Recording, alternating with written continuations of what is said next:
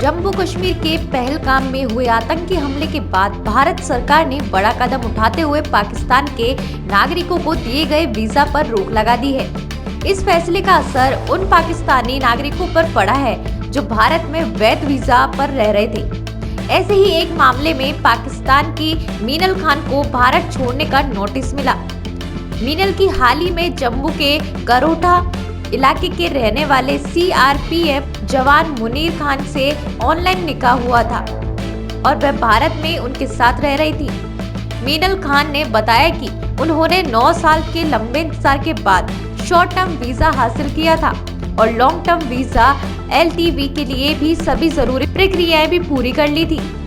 लेकिन सरकार के अचानक लिए गए फैसले के बाद उनका भविष्य अनिश्चित हो गया। वाघा बॉर्डर पर पाकिस्तान लौटते वक्त मीनल भावुक हो गई और उन्होंने कहा, हमने किसी नियम का उल्लंघन नहीं किया। LTV के लिए जो भी कागजात मांगे गए थे हमने, अब अचानक कहा जा रहा है कि देश छोड़ो।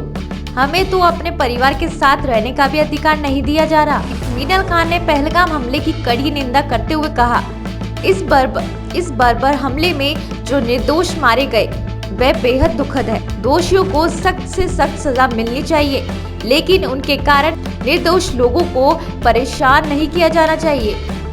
इस घटना को लेकर सोशल मीडिया पर भी बहस तेज हो गई है।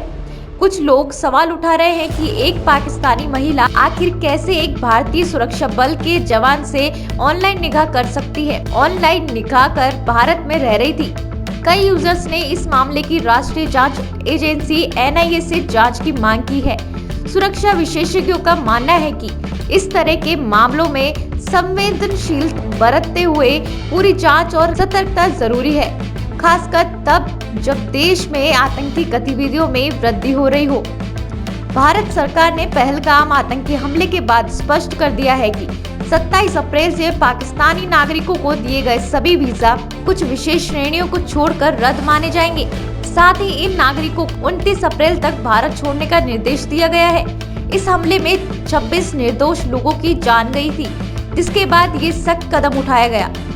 सरकार की इस निर्णय ने जहां राष्ट्रीय सुरक्षा को प्राथमिकता दी है, वहीं कुछ व्यक्तिगत मामलों में मानवीय संकट भी उत्पन्न हो गया है। मीनल खान जैसे मामलों ने ये सवाल खड़ा किया है कि क्या आतंकवाद के खिलाफ कड़ी कार्रवाई में व्यक्तिगत अधिकारों और रिश्तों की कोई जगह होनी चाहिए।